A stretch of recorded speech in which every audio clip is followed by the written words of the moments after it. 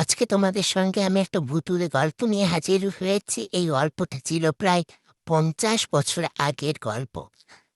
তখন গ্রামে একটি পরিণীতা নামের মেয়ে বাস করত।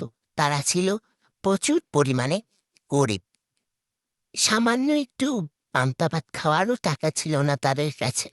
সবসময় মানুষের বাড়ি গিয়ে কোনো রকম হাত পেতে রুতো খেত। একদিন বাড়ি ফেরার সময় তারা খেয়াল করেছে যে একজন মানুষ রাস্তার পাশে বসে তাদের কাছে কিছু চাচ্ছে। তখন পরিণীতার মা বলল যে আমরা মানুষের কাছ থেকে যেই খাবারটা চেয়ে এনেছিলাম সেই খাবারটা তাদেরকে দিয়ে দিতে। তো তখন সেই লোকটাকে পরিণীতা কিছু না ভেবে সেই খাবারটি দিয়ে দিল। এক নিমিষের ভিতরে সেই লোকটা দেখল কোথায় হারিয়ে গেল। কেউ খুঁজে পাচ্ছিল না। ওখানে ছিল আরো দুজন মানুষ। তবে বলছিল এখানে নিশি ভূত আসত। রাত্রে এখানে প্রায় এই মহিলাকে নাকি দেখা যায়, তবে বিভিন্ন রকম রূপে। কখনো লাল, কখনো নীল, কখনো অন্য রকমের শাড়ি পরে হাজির হতেন তিনি। এর জন্য সবাই তাকে রাত্রের ভূত বলে রাখত।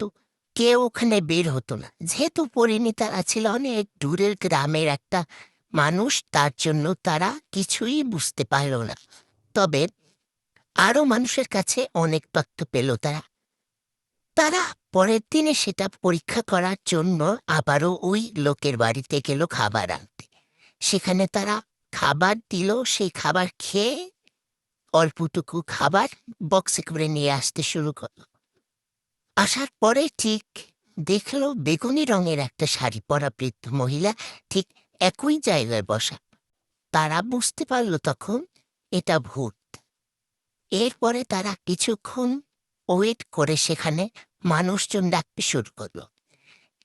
সঙ্গে সঙ্গে এক পলকে ভূতটা উধাও হয়ে গেল এবং কোথাও সেই ভূতটাকে খুঁজে পাওয়া যাচ্ছিল না।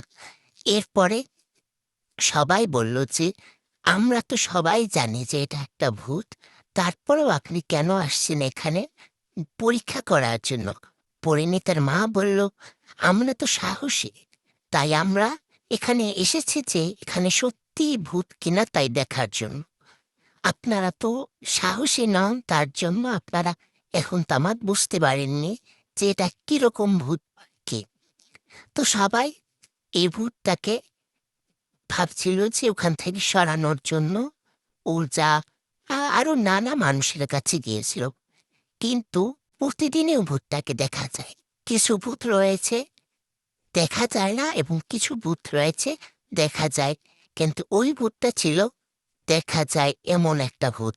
এরপরে করিনি তার মা আবারও বলল, দূর বোকা, এগুলো ভূত না।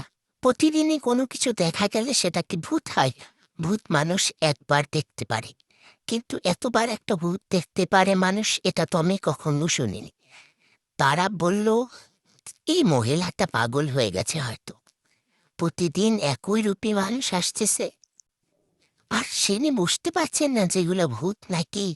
আর এই গ্রামবাসীরা সবাই জেনে গেছে যে এখানে একটা ভূত থাকে। আপনি কোথা থেকে এসে বা এরকম করছেন?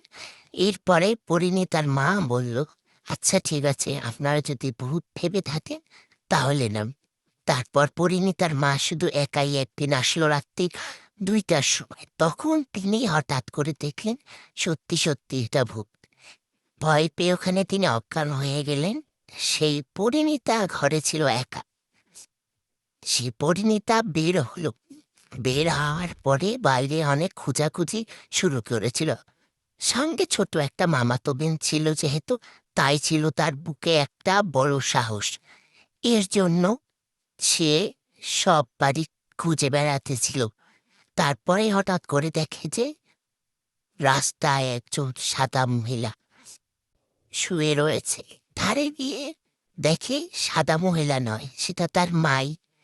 এরপরে ভাবলো মা তো এই শাড়িটা পরা ছিল না, কিন্তু এই শাড়িটা কোথা থেকে আসলো?